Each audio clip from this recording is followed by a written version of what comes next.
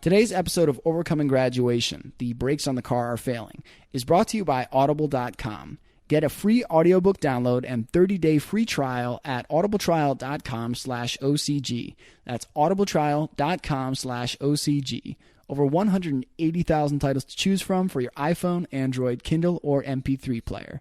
If you'd like two recommendations that I love, you can check out Name of the Wind or Born to Run. Those are two of my absolute favorites, and Name of the Wind in particular has an incredible voice actor who does just some of the most fun accents. So if you think you're too busy to read like I did and you're like, I can't be just sitting here reading a book, I don't have time for that, then Audible is a great place to start getting new, wonderful content into your life. So check it out, audibletrial.com/OCG. Hello everyone and welcome back to another episode of Overcoming Graduation with Brian Drury. For anyone who is new to the show, Overcoming Graduation is a podcast where I work to teach young adults everything I wished I had known about life to help them graduate to the next level. Today's episode is titled, The Brakes on the Car Are Failing. So this was just a weekend ago when I had just arrived back from spending 3 weeks in Oklahoma on a work trip and wanted to spend some quality time with my girlfriend. I decided I would surprise her by taking her to see The Jungle Book, a movie that she had always wanted to see. So we got in the car and started cruising out to the movie theater. While I was in the car, I actually started telling her about, this is a 16-year-old car. I have a nice 2000 Toyota Solara with 170,000 miles on it. And when you come back after a long trip, if the battery's not dead or there's no bumps and noises and things sputtering, you're pretty happy because that car has seen a lot. It's seen a lot of miles and a lot of adventures. So I was like, you know what? I haven't had to take it to the mechanic in a while, and it feels good. And lo and behold, of course, I had to say it. So we're going down the road. We get to this major, not necessarily a highway, but a major street with 4 lanes, 2 going each direction. And we're cruising down. We're coming up on a light. It changes to yellow. So I start to brake. We're arriving at the line, and I feel that the pedal isn't giving me as much resistance as normal. So I press a little harder. It gives me a little more resistance. And then all of a sudden, it gives out entirely. The pedal goes straight to the floor, and my car just starts rolling. So my first 2 thoughts were, one, holy shit, my brakes are out. It's never happened to me before. What am I going to do? Then the second thought was, my girlfriend is in the passenger seat. So immediately I'm thinking, oh my God, we're coming up on an intersection. The light is about to turn red. There's people coming from her side that are going to be turning to the other side of the road. What are we going to do? So I said, the brakes are out. She said, turn on the flashers. Quickly put the lights on. We rolled through this red light, and we hit it just at the perfect time so that no one was starting to come through yet. It was just after the light had switched. So we rolled through very slowly. The flashers are on. I got over to the right lane. People are honking and making noise, but at that point I was like, they can scream and yell all they want. Like, we need to figure this out. I got us onto an uphill, so we started to lose momentum, and couldn't have been any more perfect. Right to the right was a parking lot that was open, that had no activity, no cars coming through where we were at. I got us through to an alleyway so that people could get by either way, that were coming either direction, and the tow truck would be able to pull in. Got the car as slow as I could get it, and then yanked on the e-brake, and it came to a jerking halt.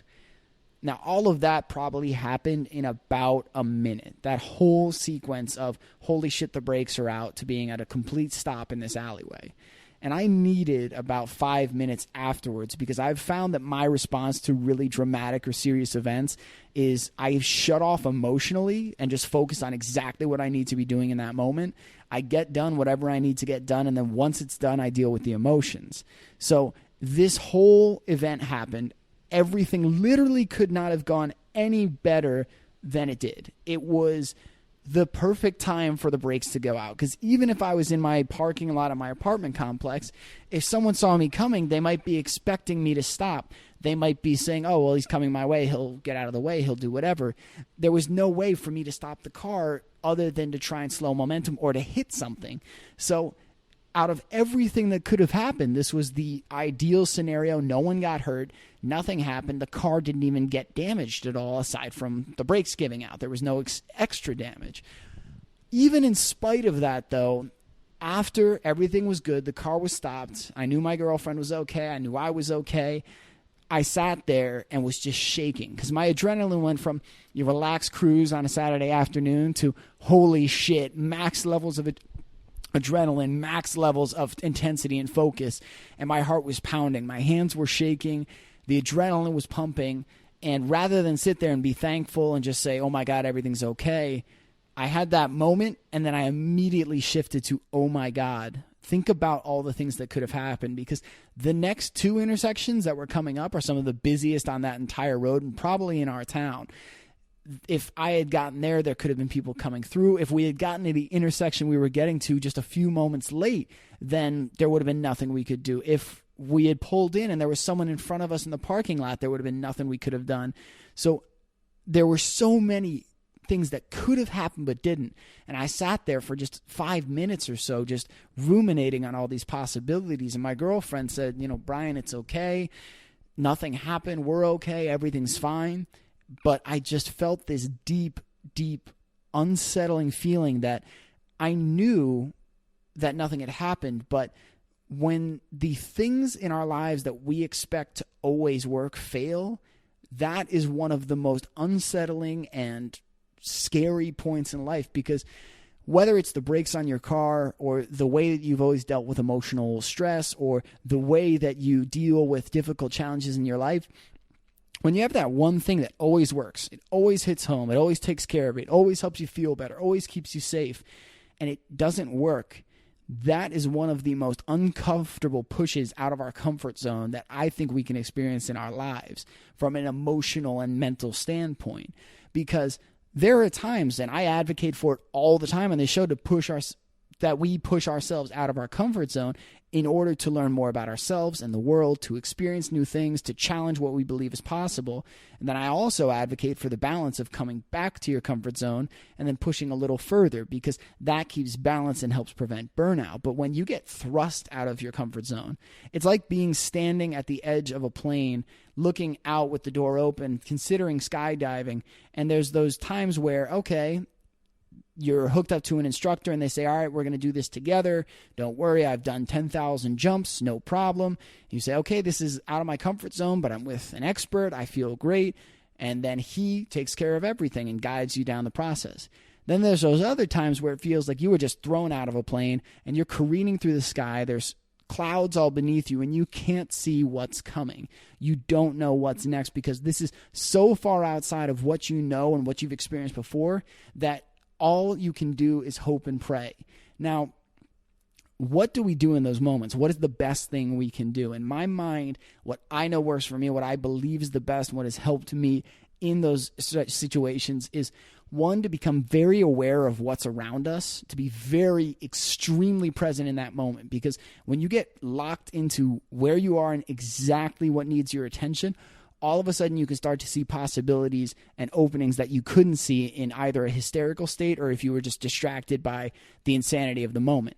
Because everyone is going to have that moment of, holy shit, the brakes are out. Holy shit, I'm falling through the sky. But when you're able to say, okay, what can I do with what I've got? Because all of the things that you've used in the past aren't working. Your brakes that have always taken care of you aren't there. So what is it you can do right now? So you can start to look around, because you might see all of a sudden there's someone next to you holding a parachute. You might see that, hey, I'm actually wearing a wingsuit and all I have to do is pop out those wings and then I'll start gliding through the sky.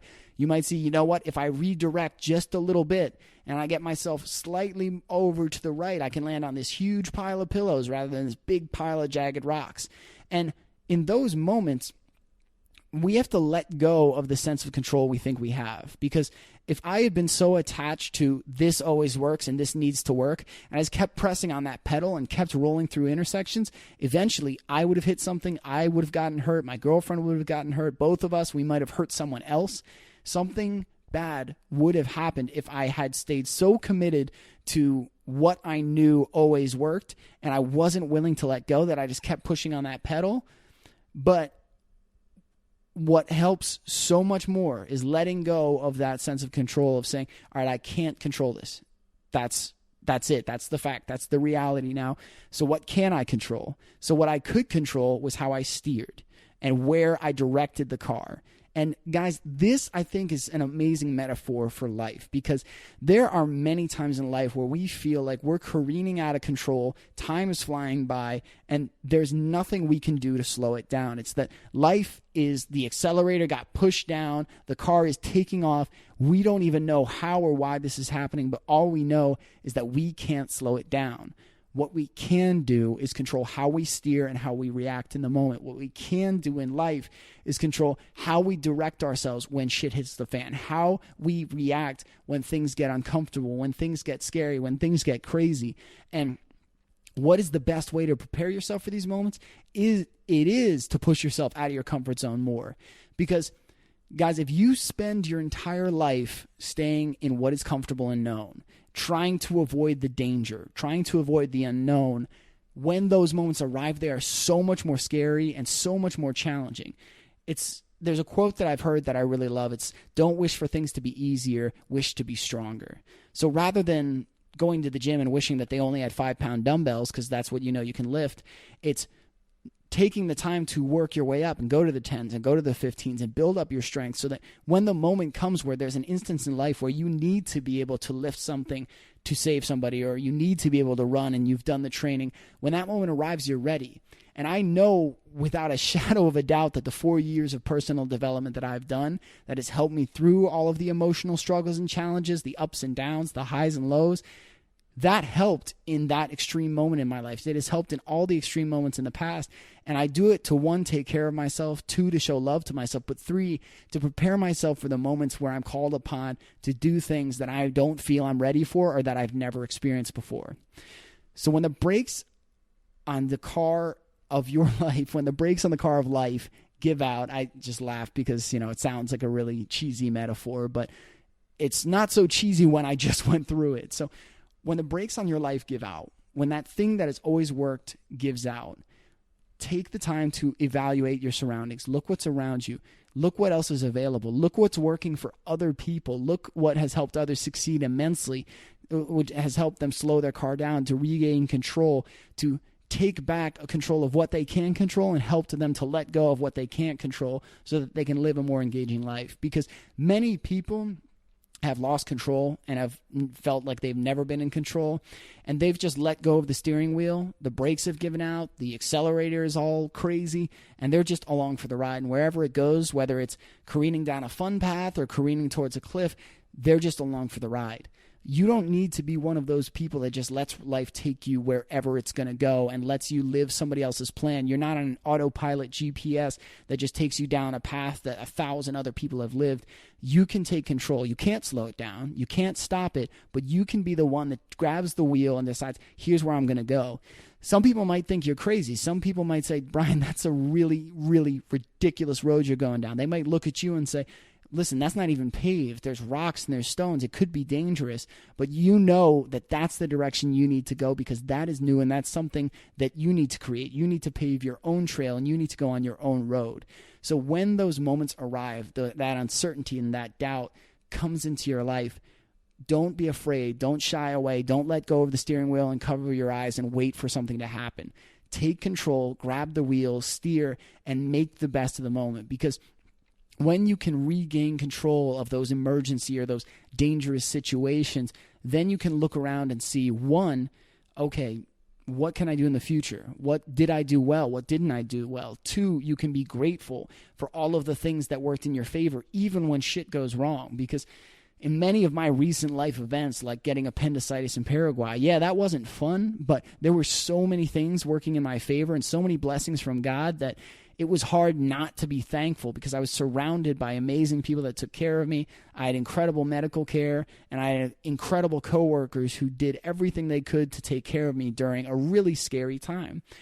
So in this same vein, there were so many things that worked out the best they could have in spite of the situation. And it also helped me identify another issue in my car where my fuel lines could be leaking soon because they were so rusted over. So I was able to take the car, get the repairs done, and now I have new confidence that my car is ready to be out on the road, that I'm ready to be back out there. Now, I'd be lying if I said I'm totally secure again. I'd be lying if I said I'm not braking 3 times earlier than normal and getting used to the brake pressure with these new brake lines. But that's like any other adjustment in life. And any time that we face a challenge, there can be fear about going back out and doing it again. But if I told people I'm never driving again because something scary happened in the car, they might laugh. But there's so many times in life where we will use that same logic, like, well, I'm done dating because dating hurt one time.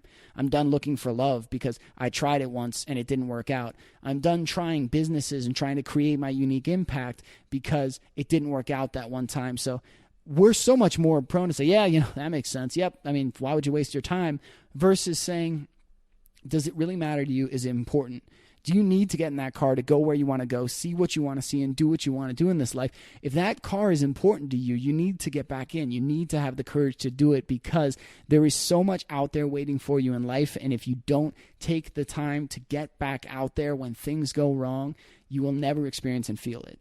It may feel safer on the couch, but I know so many people that are sitting on the couch, and I know I've felt this when I've been sitting on the couch and just pushing my dreams away and pushing my calling away, that we're dying on the inside, that we're slowly just letting ourselves drift away as we flip channels or get lost in our phone and scrolling through Instagram. So there's so much more to life. I'm not saying we can never do those things. I know there's days where I need to do those things, but when the majority of our lives becomes complacency and comfort zone, that's a very dangerous place to be. So when the brakes give out on you and give out on your life, take a moment to really evaluate your surroundings, do whatever you can to get the situation back under control, and then after, work to make work to take every learning you can to improve your life from that point forward, to be more grateful, and to be able to respond better if you ever face that challenge or a bigger challenge in the future. So the challenge for today's episode is to take a look at your life and where do you feel like the brakes have gone off and where have you let go of the wheel? When those brakes are gone, there's nothing you can do about the brakes anymore at this point. When it's an emergency, when things are just totally off the rails, there's nothing you can do there. So what can you do to start getting back on track? If the car is drifted all the way off the road and it's just bouncing around down a different street that you don't want to be on, grab the wheel, pull it back. What can you do to pull that back and control what you can control to get your life to where it needs to be? So thank you all for listening today. If this was a value, I would love and be honored if you would share it with your friends and following. That is one of the biggest compliments and biggest gifts you can give me, is sharing it to your friends and following. I hear Jordan Harbinger say this all the time in the Art of Charm podcast, that sharing it with your friends and following is the best thing for us, because it's one of the greatest compliments you can give, because it helps our messages get out to the world and share with a bunch of new people that we wouldn't have had a chance to connect with otherwise. If you'd like to learn more about the Overcoming Graduation community, you can visit overcominggraduation.com or check out Overcoming Graduation on Facebook, Twitter, Instagram, and YouTube. If you'd like to send me a tweet, ask me questions about the show, make recommendations, give me an idea for an episode, share something you went through, you can tweet me at overcominggrad. And if you'd like to just send me an email directly, you can reach me at brian@overcominggraduation.com. And if you would like to access your free book bonuses from the #1 Amazon best-selling book, The First Step, that I launched in December of 2015, you can check out thefirststepgift.com to access your Passion Finder Dream Job Questionnaire, your Rapid Language Learning Starter Kit, and your Overcoming Graduation Interview Bundle. These are free giveaways that you will get just by entering your name and email and joining my list. And you can also see videos from my Team Triumph, the group that I donate to. 10% of every book I sell goes towards helping this group make dreams come true for individuals with disabilities so they can do things they never thought were possible before. Thank you guys all so much for listening. It is an honor and a pleasure sharing this time with you. And I love you guys. I really do. It's so fun to be able to do this. And this show helps me to look for value and look for messages in even the scariest circumstances. So I hope this is helpful and beneficial for you. And thank you guys for being with me today. And I'll be checking again with you guys again real soon.